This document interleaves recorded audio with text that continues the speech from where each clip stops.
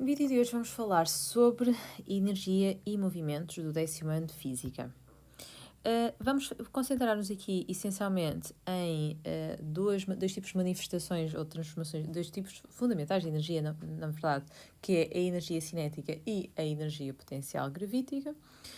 No entanto, convém relembrar que a energia interna de um corpo está dependente destes dois fatores, ou seja, da energia cinética, portanto está dependente da agitação corpuscular, que por sua vez também está diretamente relacionada com a temperatura do corpo, e também está relacionada com a energia potencial, que é uma manifestação mais de energia. Relativamente à energia cinética, ela depende da massa do corpo e da velocidade, e sendo energia expressa-se em joule. Vamos também falar sobre o trabalho realizado pela força. Portanto, o trabalho realizado por uma força corresponde à quantidade de energia que essa força é capaz de transferir para um corpo. Claro que à medida que pode ser transferida, pode ser no sentido de aumentar a energia do corpo ou reduzir, uma vez que o trabalho realizado pela força depende essencialmente de três fatores: da intensidade da força, do deslocamento e do ângulo que a força efetua com o sentido do deslocamento. Uma vez que há situações em que, e eu vou aqui rodear. Ou seja, nós temos aqui situações em que, por exemplo, se o alfa for 0 ou se o alfa for de 0 a 90 graus, aqui o cosseno do ângulo vai ser positivo e, portanto, o trabalho realizado pela força vai ser positiva. E estas duas situações correspondem a situações em que o trabalho é potente, ou seja, sendo que no caso de ser 0 é a situação em que temos trabalho máximo, uma vez que a força está com o sentido e direção e sentido de deslocamento. Quando estamos a falar de situações tais como, e agora vou rodear aqui a outra cor, ou seja, se o alfa for 180 ou se o alfa estiver compreendido entre 90 e 180, estamos a falar de situações em que aqui, quando formos fazer o cálculo para o cosseno, vai dar negativo. Então o trabalho realizado pela força vai ser resistente. E depois temos a situação em que o alfa é 90, que é quando a força realiza trabalho nulo, porque o cosseno de 90 é 0.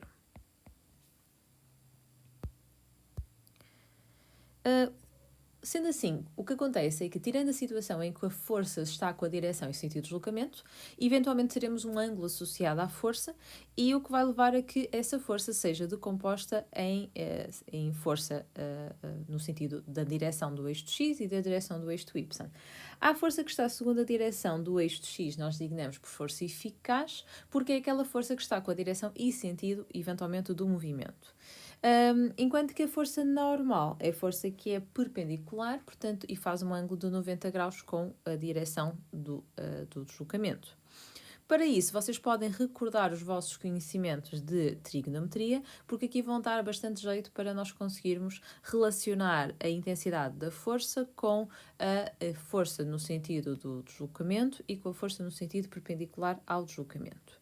Neste caso, nós podemos dizer que a força que tem a componente eficaz iria corresponder, no fundo, neste triângulo, ao cateto adjacente, portanto significa que a força, sendo que está na hipotenusa, podemos utilizar a fórmula do cosseno para relacionar a componente eficaz com a força, e com isso vamos então denominar a força eficaz, ou vamos determinar a força eficaz como sendo o cosseno do ângulo vezes a força.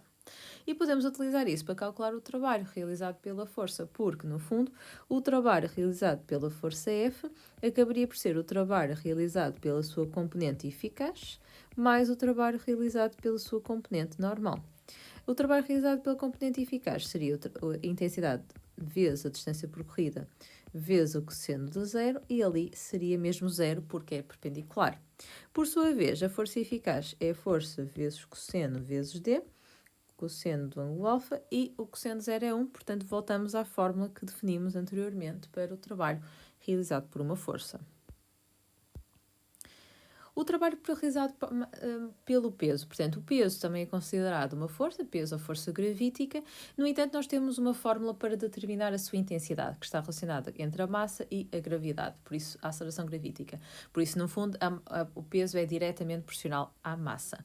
Portanto, podemos utilizar a mesma fórmula do trabalho realizado por uma força para determinar o trabalho realizado pelo peso.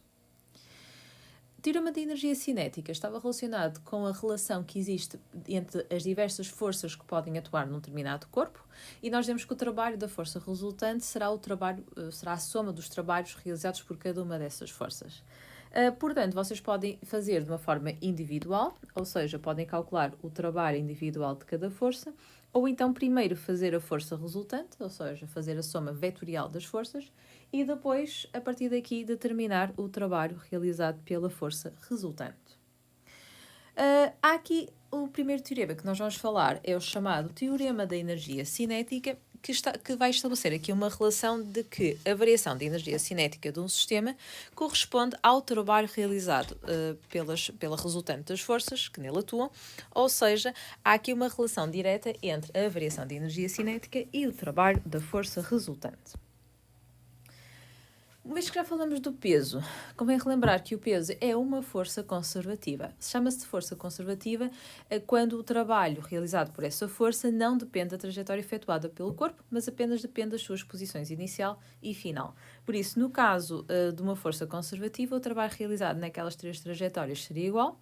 No caso da força não ser conservativa, já seria diferente.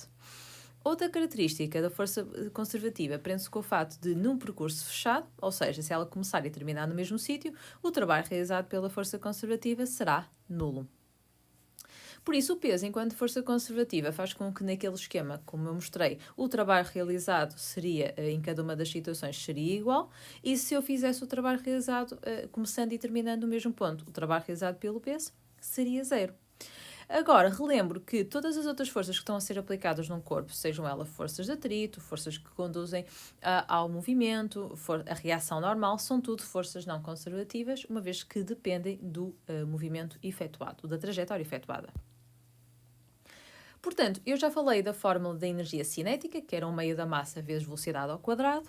Relativamente à energia potencial gravítica, existem vários tipos de energia potencial, mas para a parte aqui que nós vamos trabalhar, vamos nos centrar na energia potencial gravítica, que é massa vezes a gravidade vezes a altura. A energia potencial, sendo energia, também se expressa em joule. O trabalho realizado pelo peso também vai se relacionar aqui com o conceito de energia potencial. Ou seja, o trabalho realizado pelo peso está dependente se estamos a trabalhar numa subida ou numa descida. Então, na primeira situação, vamos considerar que estamos a descer. Então, à medida que descemos, o que é que vamos a fazer? Estamos a reduzir a altura em relação ao solo. Como a energia potencial gravítica depende da altura, significa que ela diminui. Ou seja, a variação de energia potencial gravítica, sendo que a variação de energia potencial gravítica é, no fundo, a energia potencial no fim menos a energia potencial no início. Como no fim vai estar mais perto do solo do que no início, faz com que esta variação seja negativa. Por outro lado, na subida, nós vamos contribuir para aumentar a distância em relação ao solo, portanto, a variação de energia potencial gravítica vai ser positiva, uma vez que estamos a verificar um aumento da energia potencial. Então, a primeira relação aqui, nós já tínhamos falado que, se pudermos ali buscar uma fórmula um bocadinho mais atrás, nós dissemos que, pelo teorema de energia cinética, que o trabalho da resultante das forças que atuam num corpo vai ser igual à variação de energia cinética. Numa situação destas em que vamos desconsiderar durante o movimento vertical a atuação de forças não conservativas como a resistência do ar, aqui significa que o trabalho da força resultante seria igual ao trabalho realizado pelo peso, ou seja, seria igual à variação de energia cinética. Ok. Por outro lado, se está só a atuar o peso, significa que há conservação da energia mecânica. Eu sei que ainda não falei sobre ela, mas irei falar um bocadinho mais à frente. Só que, como o trabalho realizado pelo peso pode ser relacionado com porque é que pode ser relacionado com a variação de energia potencial gravítica? Porque no fundo nós estamos aqui, podemos pensar isto de duas maneiras diferentes, ou seja, pensar no conceito de, ok, o trabalho realizado pelo peso seria igual ao peso vezes a distância percorrida vezes o cosseno. E eu vou falar em relação até esta situação que tenho aqui mesmo ao lado, que é no sentido da subida. Peço desculpa. No sentido da subida, aqui seria cosseno 180, ou seja, seria massa vezes a gravidade, e aqui o deslocamento seria a altura final, e vamos considerar que a altura inicial seria o solo. Então, o que é que acontece? Chegamos aqui a uma fórmula que será menos massa vezes a gravidade vezes a altura final.